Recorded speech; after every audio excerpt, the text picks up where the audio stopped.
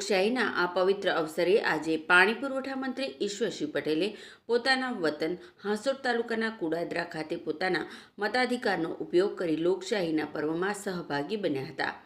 મંત્રી ઈશ્વરસિંહ પટેલે નિયત મતદાન મથક પર પહોંચીને સહપરિવાર સાથે મતદાન કર્યું હતું।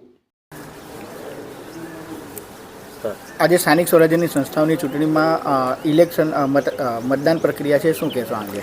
સમગ્ર ગુજરાતની અંદર સ્થાનિક સ્વરાજનું ઇલેક્શન જ્યારે આવી રહ્યું ત્યારે સમગ્ર ગુજરાતની અંદર કોંગ્રેસ કોઈ પિક્ચરમાં જ નથી। આજે જોયું છે કે કોંગ્રેસના 10,000 સીટ પૈકી 720 સીટો બિનહરીફ થઈ ગઈ છે।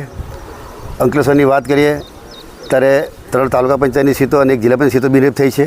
સમગ્ર ભરૂચ જિલ્લાની અંદર 12 જેટલી નગરપાલિકા તાલુકા પંચાયત જિલ્લા પંચાયત થઈને 12 જેટલી સીટો બિનહરીફ થઈ છે। કોંગ્રેસ પિક્ચરમાં જ નથી। સમગ્ર જગ્યાએ ભારતીય જનતા પાર્ટીના જે અનેક કામો થયેલા છે એને લઈને તમામ પ્રજાઓ પણ ભારતીય જનતા પાર્ટીની સાથે છે।